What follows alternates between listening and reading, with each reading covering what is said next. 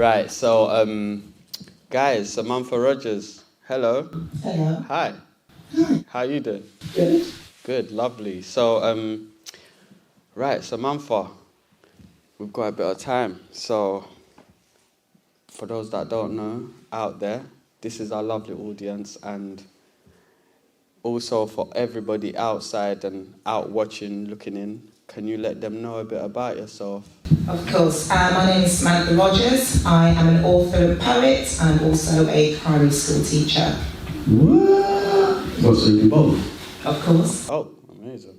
That's amazing. That's double work. Like, how do you deal with kids and then deal with a book? So, right, so you mentioned your name's Samantha. Mm-hmm. Where does Samantha come from? What origin are we talking about in general, your background? Vincent, and my mum is from Jamaica.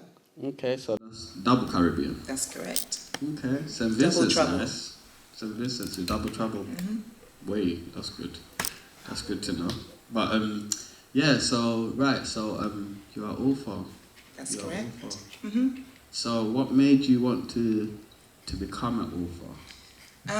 I've been writing since I was a child. My dad used to be in a band, like a local band, so my dad writes lyrics. So I've always been like surrounded by music. Wait, here or Yeah. abroad? No, my dad is like part of the Windrush, very similar to, is it Werner? Right, Very yeah, similar Vernon, part of the yeah. Windrush generation, but he loves music. So my dad has always written poems, obviously turned into lyrics. My dad plays piano, guitar, sax. So I've always been surrounded by words and music. So I think I just maybe took it from my dad.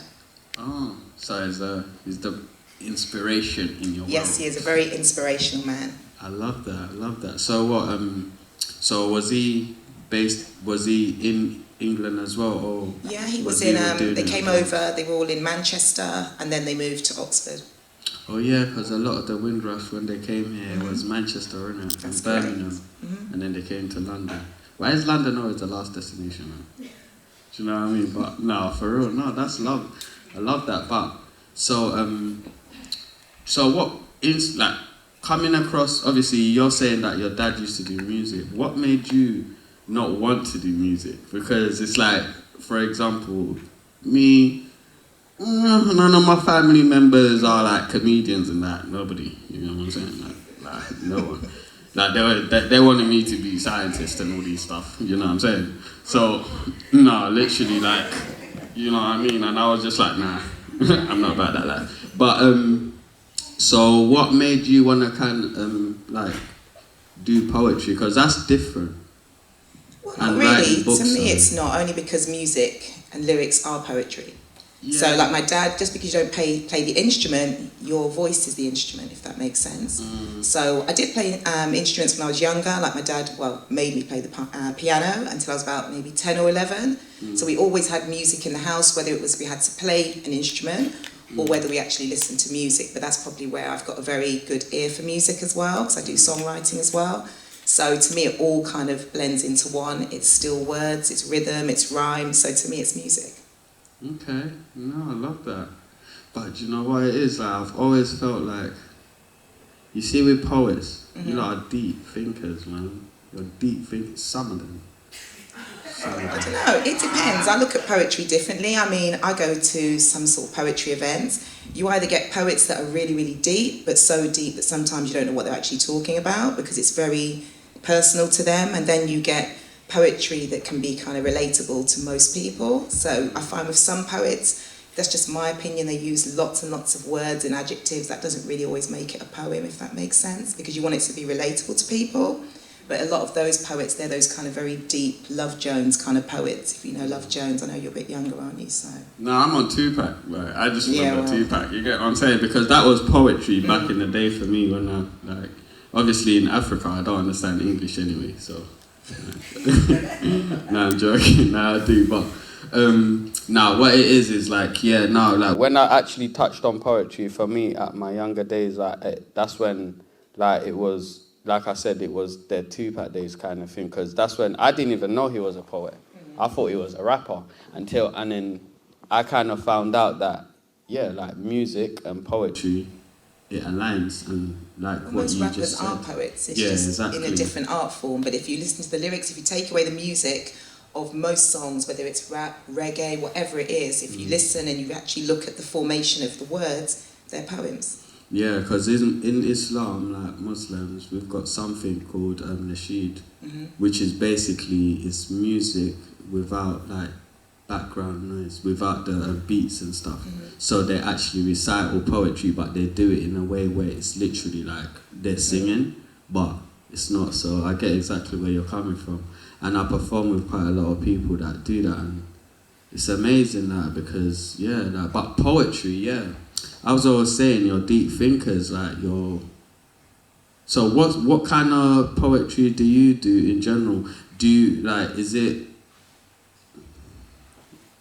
What's your books kind of related to, and your poet in terms of A like mixture. old school? Because I do poetry collections for children, but I also do for adults as well. So it really depends, but I don't really have one specific genre, if that makes sense. I just write what I feel like writing, whatever inspires me. So, for example, one of my books, The Rapture of a New Chapter, is about starting again and maybe having new ideas, a new challenge, a new goal. So like that's a collection of poems about that kind of inspirational things. And then the other one is The Poetic Voice of a Black Joyce. So that's again about my thoughts, just about being a black woman in this society, etc. So it's all different stuff. Oh, that's good. So do you feel like, you see in terms of your audience, do you have a lot of like you said, the second one, the Black Queens, I'll call it, right? So do you feel like you have a lot of them kind of like they reach out to you and... Some of them. I mean, one specific one I've got is called We Are Brave, and it's basically to kind of get rid of this stereotype that all black women are strong.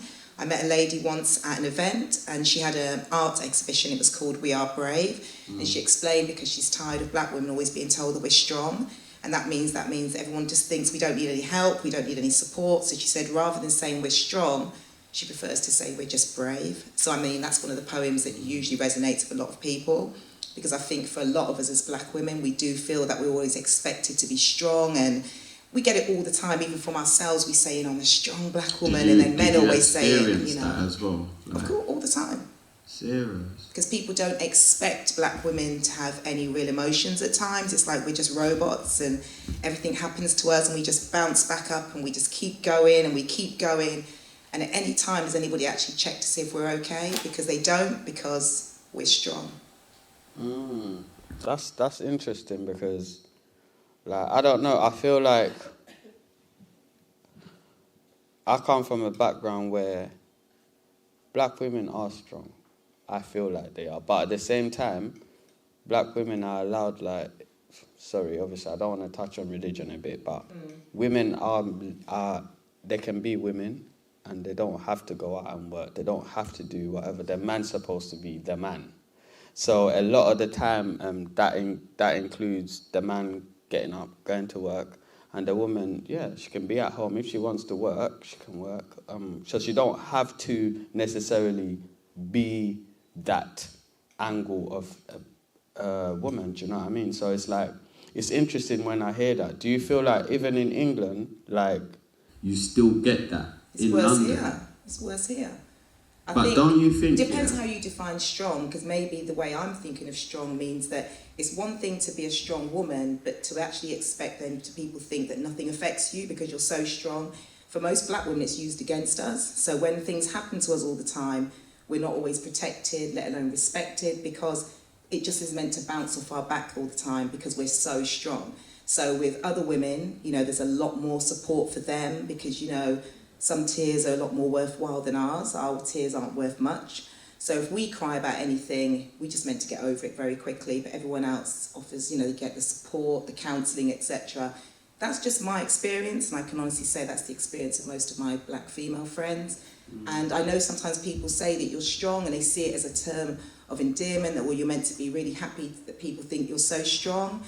But at times, it actually then becomes a burden because you're always having to be strong, and why can't I just live in my natural self? Yes, we may be very brave women, and we deal with a lot, and we have a lot of things going on. That doesn't mean that we still don't need any support.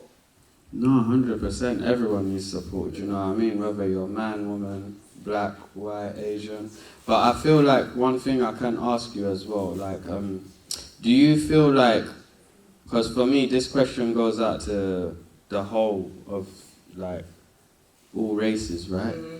Do you think like society's got the big part to play in that? Because it's like in England, I feel like women are, whether you're black, white, Asian or mixed or whatnot, it's like I feel like you are given a lot, there is a lot of benefits, so you are able to actually look after yourself and be your own woman and actually, you know, like, ain't gonna lie, I've dated a couple of women that have told me, yeah, but I don't need a man in it. Can do my own thing.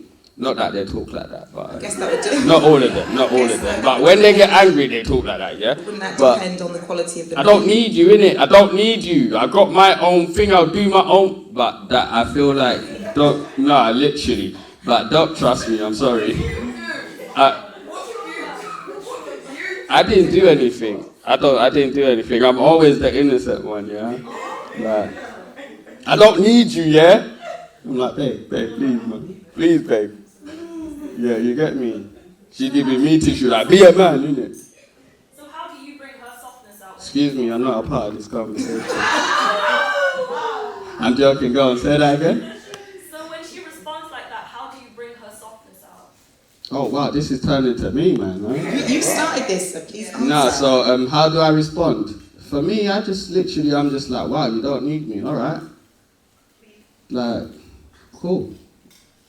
Like, literally. That's it. Well, what else am I going to do? Sit there and try to go crazy? I'll tell you, look. Communicate, maybe find out why she thinks that way. No, but you do communicate, but sometimes when a person's got their own and they do, listen, I don't need you, there's no coming back until they realize, well, I do need him, you know. Because, yeah, and then you fall back. But I feel like, don't you think, due to the benefits of a lot of what women, kind of the things they have in like, they say the first world country, right? Like, that kind of leads for women to think that way. I'm not saying that women are suffering in that sense. When I say about the whole strong thing, I'm on about collectively the way that a lot of black women are viewed, that a lot happens to us and a lot of people we don't get the same support. So I'll give you an example. If something happens to a black man in the UK, more than likely a lot of people go on marches, they'll go and support. Yeah. If it's sometimes a black woman, you won't get that same support the other way around. No, 100%, yeah. And that's from our own men as well, not just everyone else. It just seems to be seen as different. I'm not saying there's not black men that don't support black women, but I'm just saying there seems to be a different narrative for us. So like what you just said there about I don't need a man, I know what you're saying, I do hear that sometimes, but a lot of the women I hear that from is because unfortunately the quality of a lot of the men out there is not worth it. So they'd rather just be on them by themselves. I'm not saying that for all men, but you know, I'm sure you know there are a lot of them that I can understand why some women would say I don't need you. But for the good ones that are out there, you know. Look at me, they're just like, I don't need you, move. No, I'm joking. I'm playing, man. I don't get treated like this, yeah? I don't. It don't happen to me. It's just some of my friends. They come to me, consult, you know. You have to be like, bro, it's alright, man, you get over it. Yeah. And then the next day they're all back together, and now they're married. But, no, but for real. So do you feel like, you see, I was going to say something, but I won't say it. But you know, due to your past experiences, do you like put that in the books? Like sometimes, yeah, that's what I'm saying. I use my feelings, my experiences, but I also observe other people. So I listen to a lot of my friends, things that they say, and then try and sort of like sometimes embody that into my poems. Not always, but I don't want all my poems to be doom and gloom. That's another thing. I hate this feeling that we're just these downtrodden women. We're very brave, very independent to some extent, not too much, but I also think we're very creative people, and so I don't want it always just to be this sad story about black women all the time, because we're a lot more than that. No, you are, man, a lot more. I mean, like, I'm a strong believer in, like, women are the strongest being in this world. Like, trust me. Like, when you see lions, and you watch David Attenborough and that, the lions, the lionesses are the ones that hunt. the lion, the male, they're sitting there waiting for their meal, and then they're just like, yo, move, let me get some of that. But no, literally, that's what happens. So it's like I'm a strong believer in like women are like, do you know what I mean? You lot gave birth to a man to carry my head for 9 months. Lord of mercy. I looked at my mum every day. I'm like, Mum, I rate you still. I love you, Mum, but Lord of mercy. But so.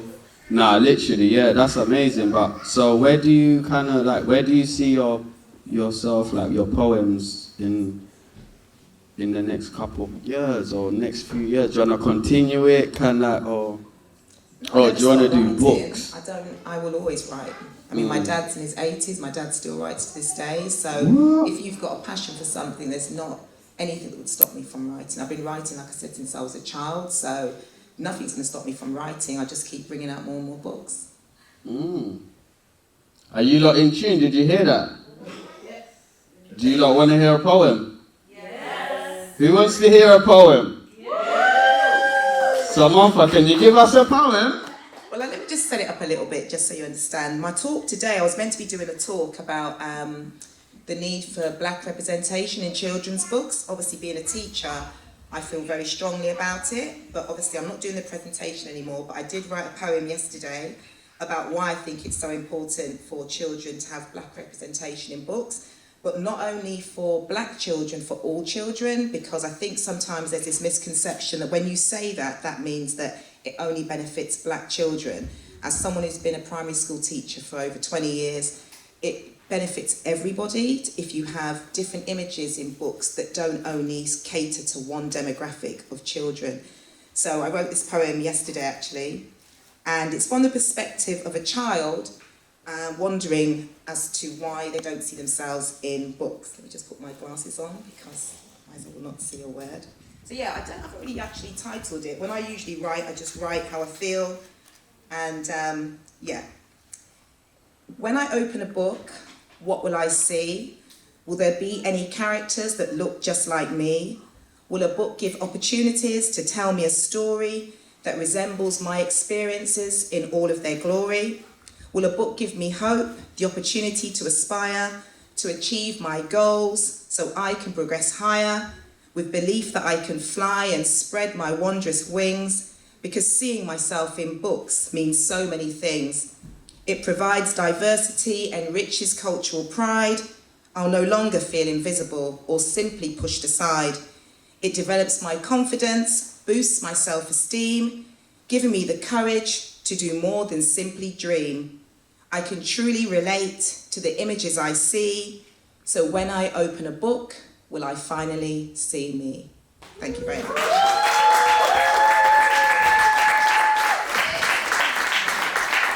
Guys, that's the wrong thing. You're supposed to go like this. Yeah, you know about that, yeah? Oh, come on. No, definitely. No, that was lovely. Right, so you see when it comes to poems, I would love to write a poem. I write jokes, so it's a bit different. I have to think about making you lot laugh and smile and all of that. Whereas poems, it's like, yeah, like I said, it's deep, man, but moving on, so where can they find your books and stuff? Amazon and on my website, so they're the main places. Amazon, so you made it to Amazon, yeah? Yes. She made like it, it's a big achievement. Most people no, it's it on is. Amazon. This is celebrity status. I'm interviewing someone that's amazing. Like, we've got a question for you. Samantha, oh yes. What do you say to people that would like to start writing? How should they go about it? I would say just start. I think one of the main things that people who want to write, they sort of procrastinate too much and they start thinking that people won't like their books. Like I said, I've been writing since I was very young, and the amount of people that used to tell me you should bring out a book of poems, especially I use a lot of inspiration from the children I teach. But I think for most people, whether it's writing or anything you want to do in life, one of the things we always do is we let fear get in the way. Fear of will I be successful? Fear will anyone like me? Fear will people give me bad reviews? But I've always said if you live your life like that, you'll never do anything. It's best to just do it, no matter what. There could be somebody who thinks my poems are absolute trash, and that's their opinion. But at least I've done it. I was always told by somebody before, never take constructive criticism from anyone who's never constructed anything. So for me, I'm always like, at least I've done it. I can look back and I can always say I've got my books, I've got my little legacy. I would just say, just do it. The more you think about it, overthink, will they like this, should I do this? I think you just have to do it. Think like Nike, just do it. Simple as that. Just do it, guys. Also, I wanted to ask you, like in terms of your next part of your future books that you're going to write, do you want to give us a little preview of where you feel like you're going to take it? I'll take it as far as it can go. I mean, seeing as I'll promote myself while I'm here, I have 13 children's books, 4 books for adults. I've got many more on the computer still. Just need to obviously get those all released as well. For me, the main thing is I love going into schools. I do author visits. Right. I do poetry workshops. I've done a lot of things. So for me, it's just to keep branching out, because my whole idea is to try to encourage children especially to write. I think it's very healing. I think it's therapeutic. Get, some of your emotions. It doesn't have to even be a poem that is released for the public. I just think even, we talk about journaling, etc. I think sometimes just writing down your thoughts to release, because I think especially with men personally, I think as women, we talk with a lot of our friends, we tell our friends most of our business, sometimes too much. But I think that with a lot of men, you hold a lot of that inside. And I think that's where mental health has a massive impact on men, more so I think than women, because you don't share your stories and you don't usually share when you're going through something. Whereas I know if you know most women, we love to chat and we tell our friends, just like I said, too much. But in a way, at least we're releasing it. And I feel that for men, writing down your thoughts, especially from a poetic point of view, I think is really, really good for that kind of healing.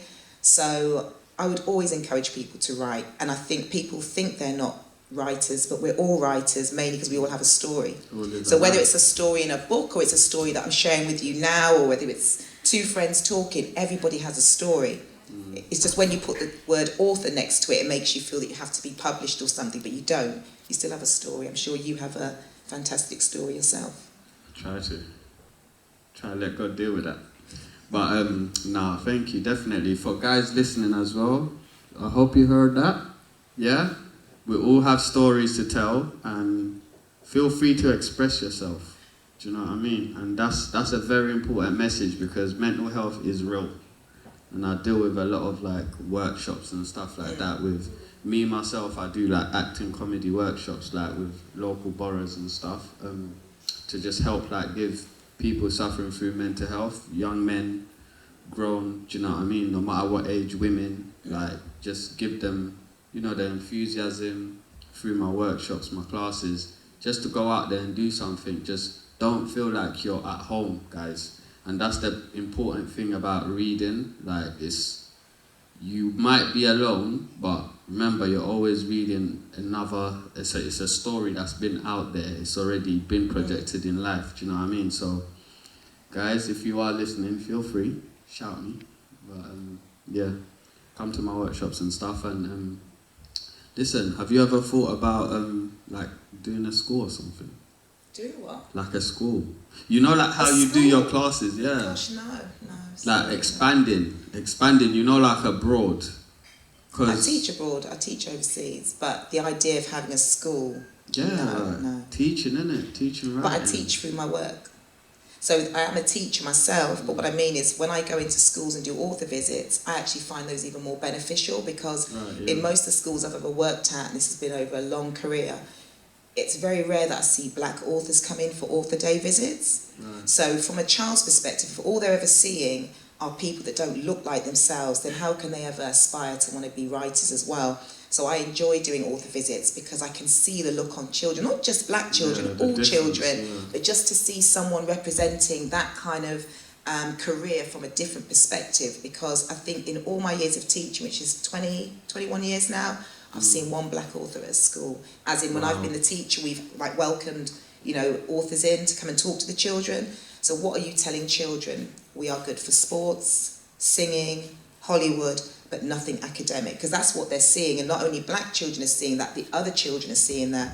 So one of the things I get a lot in my author visits is I've had so many children, and these are non-black children, ask me, why are all your characters in your book black? Because like I have my books up on the stage when I go to do an author visit. Strangest thing in all my experience, I've never heard anybody ask a white author, why are there no black characters in your book? Does that make sense? Yeah. So when I think about that, that says that there's a problem there, because why should it make a difference if there is a black child on the front of a book? I'll give you an example. For example, when my son was younger, he used to love Harry Potter. Now, if you look at the cover of a Harry Potter book, there's probably nothing in there that he could say that person looks like me. But a story is a story, and if he enjoys the story, he's going to buy it. So when kids usually ask me that question, I usually always ask them, how many of you have seen Black Panther? And all the hands go up. And I say, well, that was a predominantly black movie. You know, if you look at the, you know, the promotion for it, but you still went to see the movie. So what's the difference between that and my books? But it's funny, when you're in a world where black people aren't centred and we're never like always in everything, suddenly when you see a row of books with all black characters, suddenly it was like, where's everyone else? And it's like, well, why is that a problem now? When it was the other way round, I grew up, I've never in all my life when I was growing up at school, I don't remember seeing a black teacher. I don't remember having any black books. And if there were black images, they were very derogatory, like gollywogs and all that kind of nonsense. So for me, that's one of the reasons I write, so that children can see themselves in books, but they can also, there's that saying, they can be the hero of their own story. Because if when you look at things and nothing looks like you at all from a child's development, that's very damaging. And I don't think for a lot of us of an older age group, we don't realise how damaging that was, because we never had experience of what there could be. So for example, I never had a black doll. And when I go to a lot of events and I see these lovely little black dolls, I actually feel really emotional, because I think I'd have loved a doll like that when I was younger. But none of the dolls looked like me. The hair didn't look like mine. So what are you doing? You're kind of already feeling that you're second class and you're not as good. So for me, one of the reasons I started writing was because I don't want those children to have that experience. I want them to see books that reflect them, books that have stories that they can relate to, and books that just make them feel that they are part of this whole journey, because it's kind of hard when you're always in the background, sort of peeking in, thinking, I can't see myself in these books. And I think it also enriches the other children who are not black, because then the books will reflect the classrooms they're in. You go in a classroom, it's very diverse. Why aren't the books as diverse? So it helps those children as well. It's not just for black children, it's for all children. Yeah, it's different. Hey, give her a round of applause for that, man. That's amazing. That's amazing. Give them a name. What's the name of the books? Your latest one. The latest one is called Macias and the Missing Maths Operations. My aim is basically all my characters, I want them to be very positive characters. So for example, Macias is very good at maths. I've got another one called Technically Teo. Macias, that's it. Macias, mathematics. I like them to have positive, like, you know, I think the problem with some black books, this is just my opinion, what we've got to be careful of is not making them too much of lessons all the time. Just make them good books for reading, because otherwise every book's got a message, every book is about some kind of trauma, and I think for a lot of children, they just want to read for pleasure.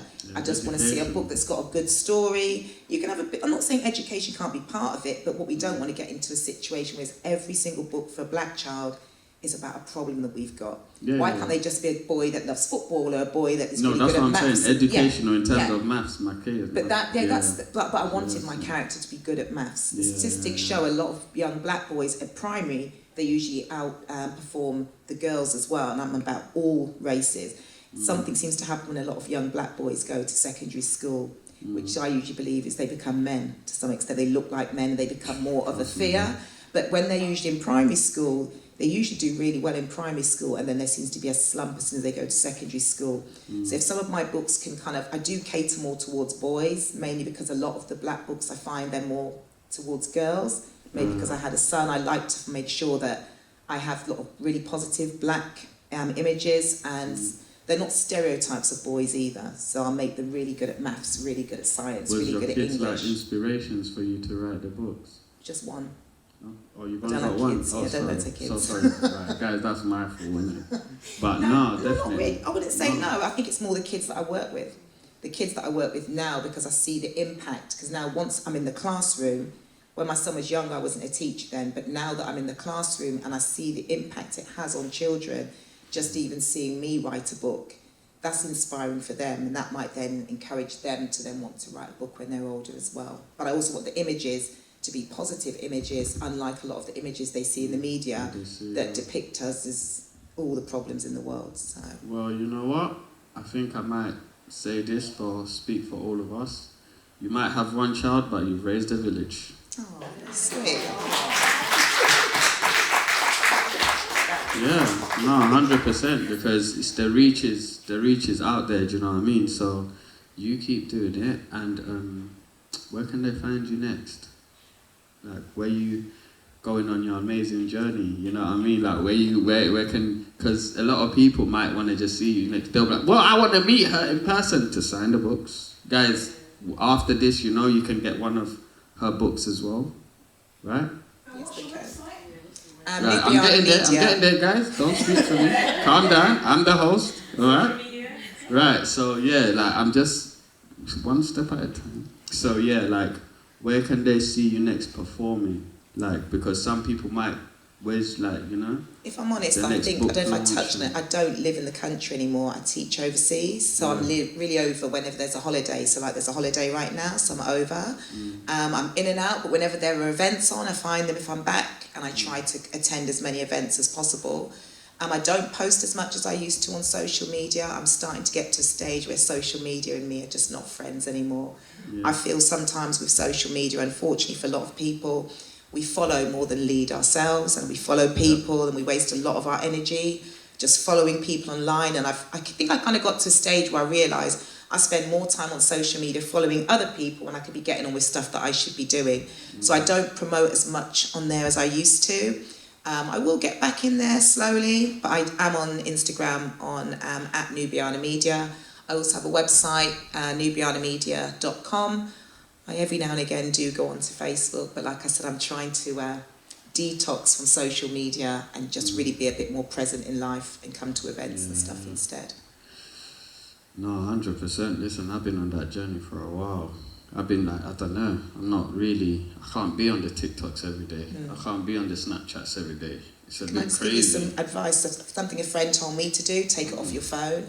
Yeah. And ever since I did that, it's made my life completely different. I don't wake up in the middle of the night, what can I do? Let me start going through my phone and I can't get back to sleep. I just took it off my phone, and I have to admit it completely freed up a lot of my time. Because you know, sometimes you get into a bit of a habit and you start scrolling, next minute 2 hours is gone and I've done nothing constructive.